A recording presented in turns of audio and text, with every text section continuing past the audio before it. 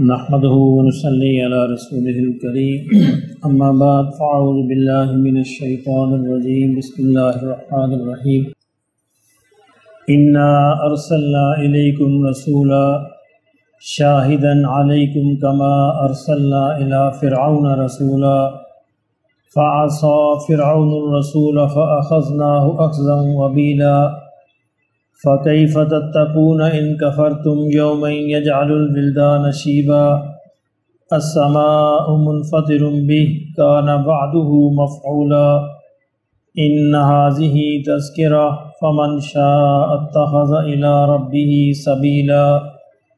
إِنَّ رَبَّكَ يَعْلَمُ أَنَّكَ تَقُومُ أَدْنَىٰ مِنْ ثُلُثَيِ اللَّيْلِ وَنِصْفَهُ وَثُلُثَهُ وَطَائِفَةٌ مِّنَ الَّذِينَ مَعَكَ واللہ یقدر اللیل والنہار علم ان لن تحصوه فتاب علیکم فاقرؤوا ما تیسر من القرآن علم ان سیکون منکم مرضى وآخرون یضربون فی الارض یبتغون من فضل اللہ وآخرون یقاتلون فی سبیل اللہ فاقرؤوا ما تیسر منه وأقیموا الصلاة وآتوا الزکاة وأقرضوا اللہ قرضا حسنا وما تقدموا لأنفسكم من خير تجدوه عند الله هو خيرا وأعظم أجرا واستغفر الله إن الله غفور رحيم صدق الله مولانا العظيم سورہ مزمل کا پہلا حصہ ہم اس کے بارے میں دیکھ چکے ہیں کہ اللہ رب العزت نے نبی اقدس صلی اللہ علیہ وسلم کو ارشاد فرمایا رات کی جو نماز ہے قیام اللیل تہجد کی نماز حضور صلی اللہ علیہ وسلم پر فرض کی۔ شروع میں نبی صلی اللہ علیہ وسلم اور سارے صحابہ پر فرض تھی، کچھ عرصہ مختلف روایات آتی ہیں، بعض میں 1 سال، بعض میں 8 مہینے، بعض میں 10 مہینے اور بعض روایات میں 10 سال بھی آتا ہے۔ تو بہرحال اس کے بعد اللہ رب العزت نے کہا کہ میں نے کرم فرمایا، تم پر رحم کی نظر فرمائی اور یہ فرضیت امت پر سے ختم فرما دی۔ حضور کے بارے میں اب 2 مقطع فکر ہیں۔ ایک مقطع فکر کا خیال یہ ہے کہ حضور صلی اللہ علیہ وسلم پر یہ فرضیت قائم رہی اور آپ بہرحال ساری عمر پڑھتے رہے تاحیات، لیکن بعض دوسرے حضرات کا خیال یہ ہے کہ حضور پر بھی یہ فرضیت ختم ہو گئی تھی تو نبی صلی اللہ علیہ وسلم بھی بطور نفل کے، بطور مستحب کے اس کو پڑھتے تھے۔ فرمایا کہ انا ارسلنا الیکم رسولا، اب یہ قریش کو خطاب کیا جا رہا ہے کہ ہم نے آپ کی طرف بھیجا ایک رسول کو، ان نبی صلی اللہ علیہ وسلم کو، شاہدن علیکم، جو تم پر گواہ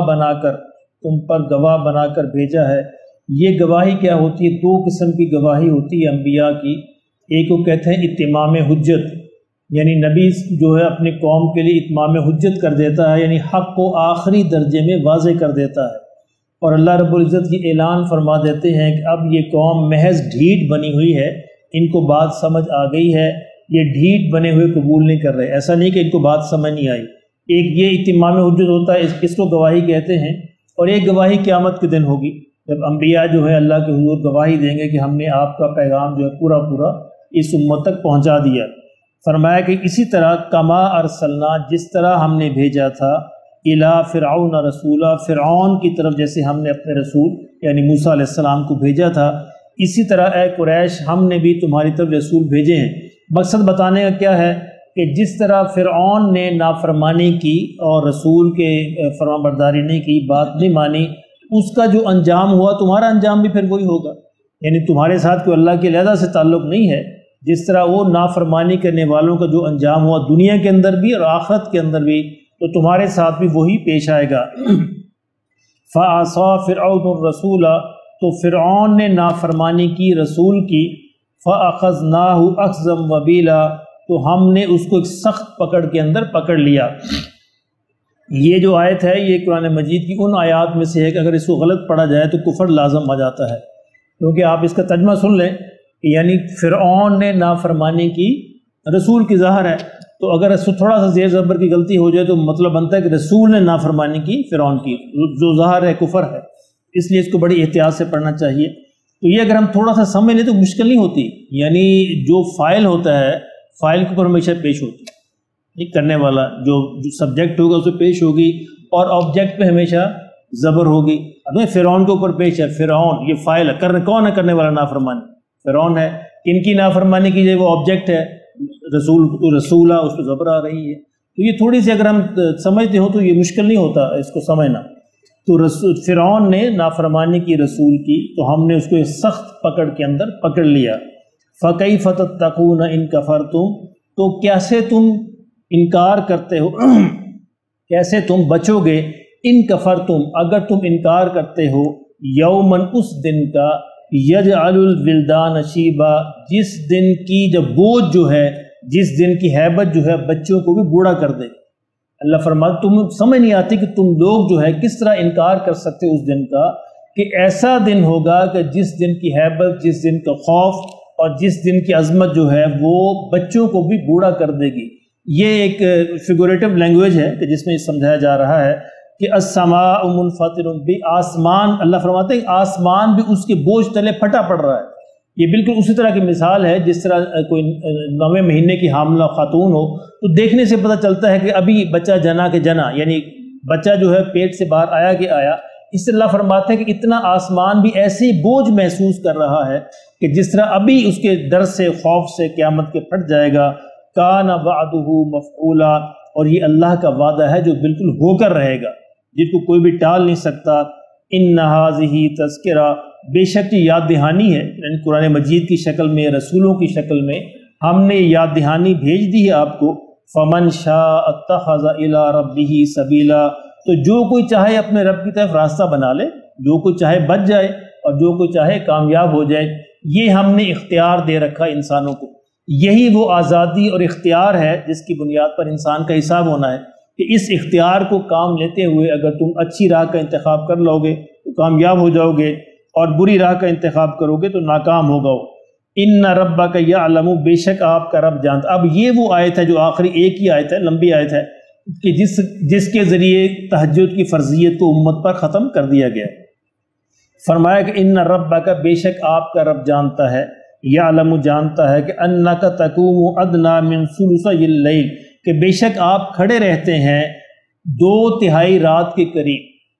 یعنی گھڑیاں تو ہوتی تھیں، اندازے سے کھڑے ہوتے تھے، بعض اوقات آدھی رات بیت جاتی، بعض اوقات 1/3 رات بیت جاتی، اور بعض کا 2/3 رات بیت جاتی۔ تو بے شک اللہ جانتا ہے کہ آپ کھڑے رہتے ہیں 2/3 رات کے قریب، ونصفہ، اور بعض اوقات آدھی رات کے قریب، وثلثہ، اور بعض اوقات 1/3 رات کے قریب، وطائفۃ من الذین معک، اور آپ کے ساتھ جو گروہ ہے وہ بھی کھڑا رہتا ہے۔ یعنی صحابہ کو اگر آپ نے یہ نہیں کہا تھا کہ تم بھی پڑھا کرو، لیکن وہ شوق کے ساتھ نبی صلی اللہ علیہ وسلم پڑھتے تو ہم بھی پڑھیں گے، یعنی صحابہ بھی حضور کے ساتھ پھر یہ کھڑے ہوتے تھے 1/3 رات، آدھی رات، 2/3 رات، وہ گروہ بھی کھڑا رہتا ہے۔ اب اللہ فرماتے ہیں کہ واللہ یقدر اللیل والنہار، اللہ ہی دنوں اور راتوں کے حساب کو جانتا ہے، یعنی اللہ کو معلوم ہے کہ دن اور رات کتنے چھوٹے کتنے بڑے ہیں، تم کتنا کام کر سکتے ہو۔ علیم ان لن تحصوا، تو اللہ نے تم پر کرم کی نظر کی، اللہ نے تم پر کرم کی نظر کی، فتاب علیکم، تم پر سے اس بوجھ کو دور کر دیا،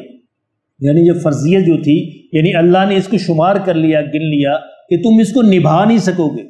علیم ان لن تحصوا مطلب ہے تم اس کو نبھا نہیں سکو گے، فتاب علیکم، تو اللہ نے تم پر اس بوجھ کو دور کر دیا، کرم فرمایا، کرم کی نگاہ کی۔ فَقْرَؤُوا مَا تَيَسَّرَ مِنَ الْقُرْآنِ، تو اب جتنا آسانی سے تم قرآن اس میں پڑھ سکتے ہو پڑھ لیا کرو۔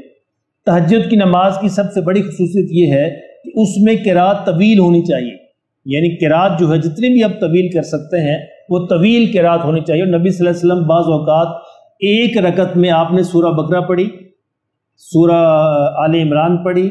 اور سورہ اس کے بعد نساء ہے، سورہ نساء پڑھی، اور سورہ مائدہ پہ جا کر کتنے سپارے بنتے ہیں؟ 6 سپارے تقریباً، 6-7 سپارے بن جاتے ہیں ایک رکعت میں۔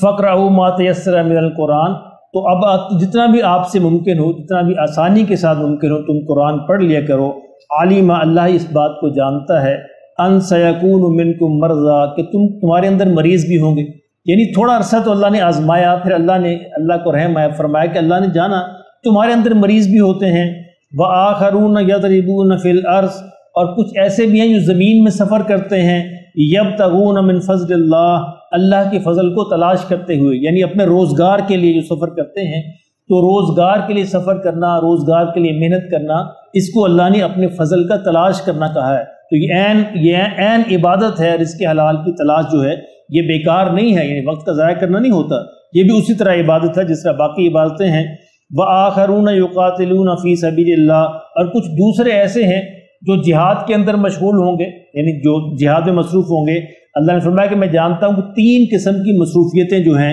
وہ تہجد میں رکاوٹ پیش کر سکتی، ایک تو مرض، ایک بیماری، یعنی مریض کے لیے بڑا مشکل ہو جائے گا، اور دوسرے اگر وہ رزق حلال کی تلاش کے میں سفر کر رہے ہیں تو اس کے لیے بڑا مشکل ہو جائے گا، اور تیسرے اس کے لیے جو جہاد کے اندر مصروف ہیں، قتال کے اندر مصروف ہیں، فَقْرَؤُوا مَا تَيَسَّرَ مِنْ، تو ان کے لیے بھی اجازت ہے جتنا ممکن ہو وہ قرآن پڑھ لیا کریں،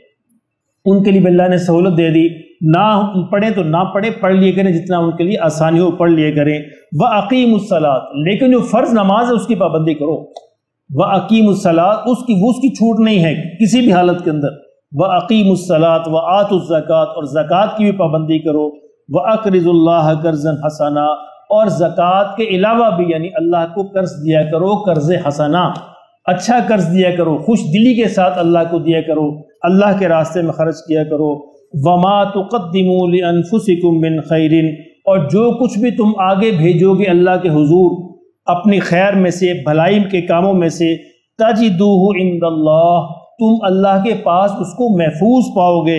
هُوَ خَيْرٌ، وہ بڑا بہتر حالت میں محفوظ پاؤ گے، وَأَعْظَمَ أَجْرًا، اور اجر اور ثواب کے لحاظ سے بھی وہ بڑا بہتر اللہ تمہیں لوٹائیں گے۔ وَاسْتَغْفِرُوا اللَّهَ، اور اللہ سے مغفرت طلب کرتے رہا کرو، بخشش طلب کرتے رہا کرو، کیونکہ تمہارے اعمال بہرحال اس قابل نہیں ہوتے کہ اللہ کے حضور پیش کیا جا سکے، تو اپنے اعمال کی مغفرت طلب کرتے رہا کرو۔ یہ پرفیکشن ہی ہوتی نہیں، پرفیکشن ایک ایسا گول ہوتا ہے that can not be achieve, اس سے پرفیکشن کو ٹارگٹ نہیں کرنا چاہیے، بندہ جتنا بھی کر سکتا ہے کرتا رہے اور استغفار کرتا رہے، اللہ اس کو قبول فرمائیں گے۔ ان اللہ غفور، کیوں قبول فرمائیں گے؟ ان اللہ غفور رحیم، کیونکہ اللہ غفور بھی ہے اور رحیم بھی ہے،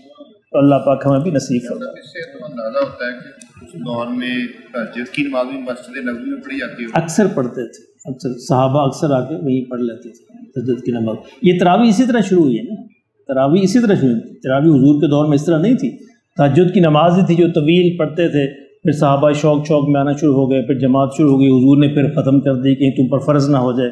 پھر حضرت ابوبکر کا دور جو ہے خالی تراویح سے، اس دور میں کوئی تراویح نہیں ہوئی، پھر عمر کے دور میں پھر آپ نے اس کو باقاعدہ سے شروع کیا۔